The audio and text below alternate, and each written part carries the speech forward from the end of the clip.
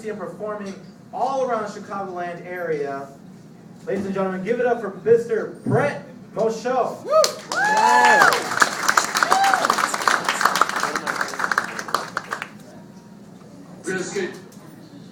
Thank you.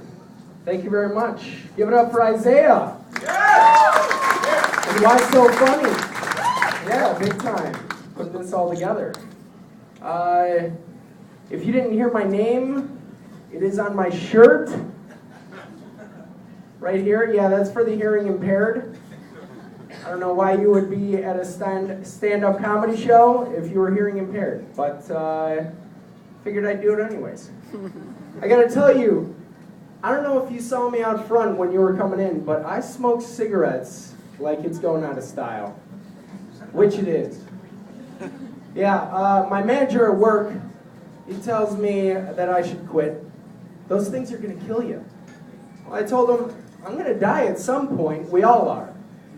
And this is where I find out why he's the manager, why he's got the keys and the power. He says, well, you're gonna shit again at some point, so why wipe?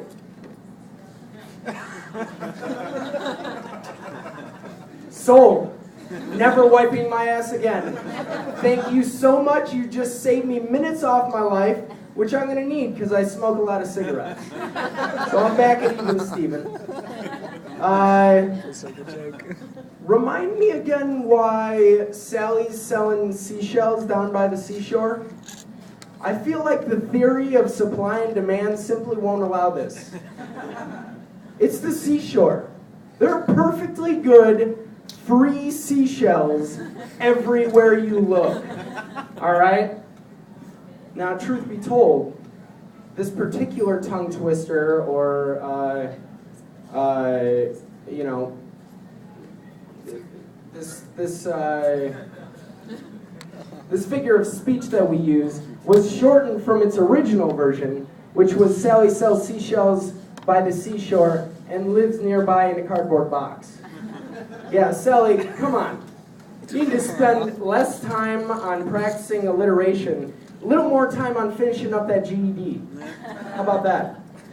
Yeah, I gotta tell you, I'm reaching 30 in my years, getting a little older, and as I get older, I find my tastes are maturing. They are.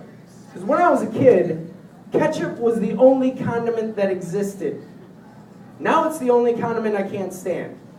Fuck you, ketchup. I fucking hate ketchup. Now, similarly, it used to be the only thing I thought whiskey was good for was inducing vomit. But these days, I can order a whiskey on the rocks. I could sip on it, and enjoy it like a man, you know? And shit, I'll even try cottage cheese. That's a lie. I still can't even look at that stuff. It's disgusting.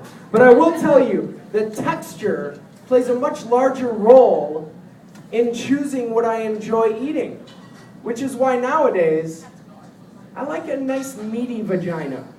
Yeah, a little wear and tear on those hang down lips. Some roast beef I could really chew on. God, I feel like such an adult. I do. Now I'm at that age where all of my friends are either married or getting engaged, and that's fabulous. That's great for them. I'm really happy for them. But it's rough for me because I really find it difficult keeping together whose engagements I've already acknowledged. And nobody wants to be that friend who forgets a milestone. Nobody wants to look like a dickhead. So in order to avert this situation, what I've started doing is every friend that I have, I greet them all the same way. Congratulations! Yeah. And it's working pretty well. A little too well. Because even if they're not finding the love of their life, they're getting raises, they're getting promotions. Suddenly I'm finding out that all of my friends are accomplishing way more than I am. If any of them had greeted me with congratulations, I wouldn't know what to say. I'd be like, thanks. Yeah, I didn't think hookers took Groupons either, but I guess you gotta get new business somehow. You gotta get it somehow. Yeah, I started thinking about it. I am gainfully employed, but I was thinking I wouldn't mind being a bum. Yeah. I wouldn't mind, I wouldn't mind being a bum if I had a shiny silver trumpet. I can see it now. Shiny silver trumpet. No, I know, I'm looking at the piano, but it's in my mind, a shiny silver trumpet. I'd go around, I'd play my trumpet for those who would listen and who could spare some change. And I'd take the change from these wonderful, joyous, very nice people, and I'd save it until I could maybe put some money down on 1 month's rent on an apartment. Of course, there couldn't be a security deposit because I'm a bum. I don't have that kind of money. But once I get in there, I'd probably look for a job to prolong living in shelter and maybe eat, and then, fuck the whole bum thing. I think I'm just trying to say I want a trumpet. I think that's what I'm trying to get at. Recently I went to a birthday party, and this was a friend of mine had a birthday party at the, I don't know if you've ever played whirly ball, if you've ever experienced this. Yeah. Let's just say I was sitting at the bar that is in this establishment, and my buddy's mom comes over to me and she's like, Brett, why aren't you playing whirly ball? I'm like, actually, I'm going to sit this one out. I'm a little more comfortable with my drink here. She's like, really? I'm finally getting to cross this off of my bucket list, playing whirly ball. I'm like, how fucking long is your bucket list, eh? Not very ambitious, I see. What's next on that list? Doing laundry? That's kind of weak, gotta say. So, if a tree falls in the forest and no one's around to hear it, does it make a sound? I realize that's not a joke, and I appreciate not answering anyone. But it led me to my next thought, which is, if I shave my balls and no female sees me naked, does my dick still look bigger? I like to think it does. Yeah, sure, why not? Why not? Yeah, speaking of dicks, I gotta admit, I'm intrigued by she-male porn. Yeah, I'm gonna throw it out there. She-male porn, that's right. I realize as a heterosexual male, I was brought up with society training me to kind of deem such a thing as a little weird or maybe even grotesque. Sure. But I found some videos where some she-males are banging hot-ass chicks. And I started thinking, wait a second, I feel like a chick's dick doing some good work should be way sexier than a guy's dick doing anything. Being in plain sight, really. Just period. Maybe it's just me, just a thought. But,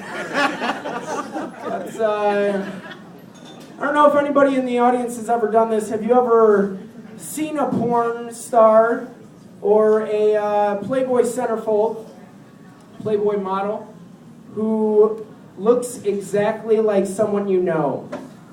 Ever done this before? You know you have. You know you have.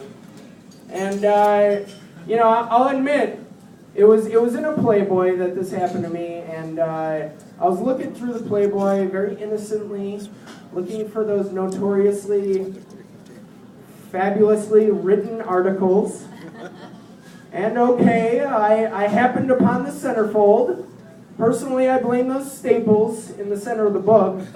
Those beautiful, perky, yet supple staples. And so I see the centerfold and I'm thinking, that looks just like my best friend's girlfriend. Man, I feel like the least I could do to pay homage would be to jerk off to it, right? Right? But then I thought, okay, that's a little crude, a little distasteful. So I used her as a fluffer and finished off to the women of Brazil. That's how you gotta roll.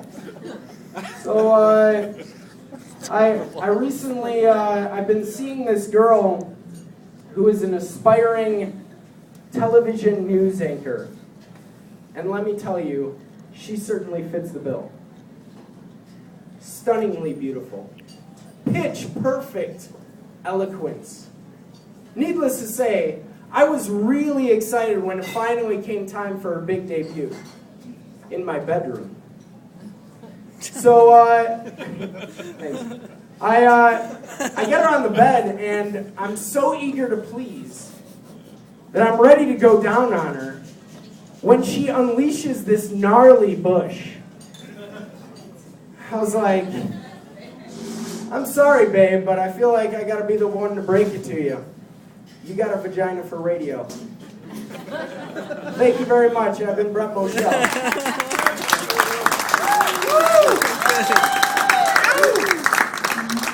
Yeah. Give it up for Brett one more time. Yeah. Whirly ball, Brett? Really? What a fucking whirly ball. You know that's some white people